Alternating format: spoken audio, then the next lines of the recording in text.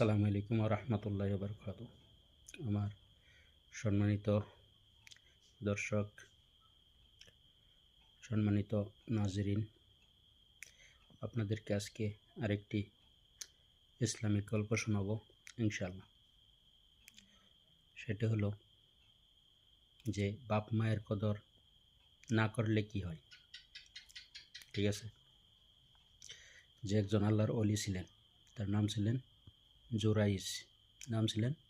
জোরাইস রহমতুল্লাহ আলাইহি। তিনি নামাজ পড়তেছিলেন। তার আম্মা তার নাম ধরে ডাকলেন জোরাইস।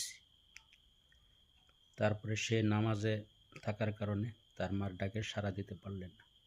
কিন্তু তার মা মনে মনে ভাবলেন যে আমার ছেলে আমার ডাক শুনেও আমাকে সাড়া দিল না, সে কি জানি আমার সাথে অহংকার করল যে আমার ডাকে সে সাড়া দিল না। তখন সে না আল্লাহর কাছে তার জন্য নালিশ করলেন, বদদোয়া করলেন। কি করলেন? যে আমি তোকে যেরকম ডাকলাম, তুই আমার ডাকে সাড়া দিলি না, তুইও যদি কোনো বিপদ উপরে আল্লাহকে ডাকিস, আল্লাহ যেন তোর ডাকে সাড়া না দিই। দেখেন, একটা বদদোয়া করলেন তার জন্য। তে এইভাবে দিন চলতে থাকে। সে তো আল্লাহর ওলি, তার মাও দুনিয়া থেকে চলে যায়। সে জঙ্গলের ভিতরে ছোট্ট একটা ঘর বানিয়ে সেই ঘরে আল্লাহর ইবাদত বন্দেগী করে। সেই ঘরে ইবাদত বন্দেগী করে। আর সেই জঙ্গলের ভিতরে অনেক মানুষ, রাখালেরা, উট, বকরি, ছাগল এগুলো তারা রাখে।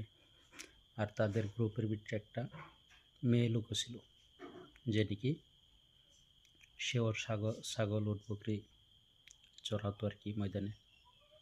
তো সব রাখালেরা শয়তানের চক্রান্ত পরে সেই মেয়ে লোকটির সাথে নাজায়েজ সম্পর্ক করার পরে সেই মেয়েটি গর্ভবতী হয়। তখন রাখালেরা চিন্তা করে যে এই বিচার যদি রাজাই শুনে, রাজার কাছে গেলে আমরা দোষী হব, আমাদেরকে শাস্তি দেওয়া হবে। তখন সব রাখালে মিলে বুদ্ধি করে সেই মেয়েটিকে বলেছে, যখন এটার বিচার হবে তোকে যখন জিজ্ঞাসা করবে যে তোর পেটে যে বাচ্চা, এই বাচ্চার বাপকে, তখন তুই বলবি সেই আল্লাহর ওলি যেটা। তখন সেই মেয়েটিও, তার মানে বিয়ে বিচারিনী মেয়ে ছিল, তো সে রাজার দরবারে যখন বিচার যাওয়ার পরে সে বলল যে আমার সাথে